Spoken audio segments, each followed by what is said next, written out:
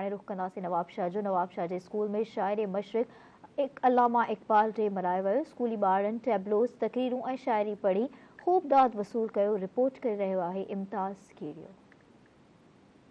9 नवंबर अलामा Iqbal day समूरे मुल्क जियां नवाब शाह जे ख़ानगी स्कूल में मल्हायो वियो, जंहिंमें स्कूल जे ॿारनि अलामा इक़बाल जी शाइरी, तक़रीरूं ऐं टेबलोस पेश कया। खुदी को कर बुलंद इतना कि हर तकदीर से पहले खुदा बंदे से खुद पूछे, बता तेरी रजा क्या है। ना तू जमीन के लिए है ना आसमां के लिए, ना तू जमीन के लिए है ना आसमां के लिए, जहां है तेरे लिए तू नहीं जहां के लिए।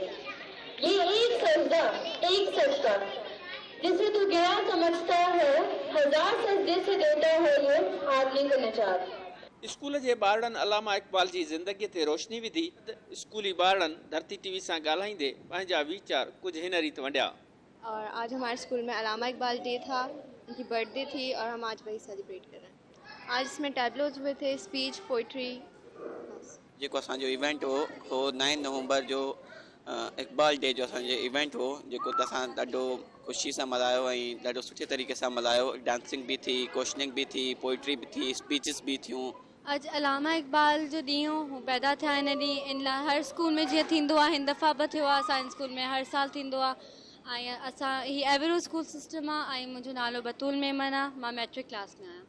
और आज अलामा इक़बाल का हम जश्न मना रहे हैं और यहाँ पर स्पीचेस हुई हैं, टैबलो हैं, पोइट्रीज हुई हैं। मेरा नाम फरहीन है और मैं दी एवरेस्ट स्कूल में पढ़ती हूँ और मैं 9th क्लास में।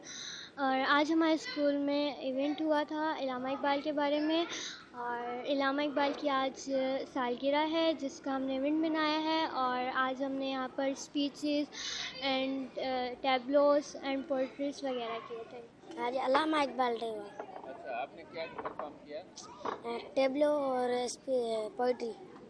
असां अलामा इक़बाल जो इवेंट कियो, उनमें टैबलोस थिया, स्पीचेस थियूं, पोइट्रीज थियूं। स्कूल जे ॿारनि चयो त अहिड़ा इवेंट असांजे स्कूल इंतज़ामिया कराईंदी रहंदी आहे। अलामा इक़बाल मुल्क जो वॾो शाइर हो। हिन मुल्क खां अॻु पाकिस्तान ठहण जो ख़्वाबु ॾिठो। ऐं कैमरा टीम सां गॾु इम्तियाज़ कीरियो, धरती टीवी, नवाब शाह।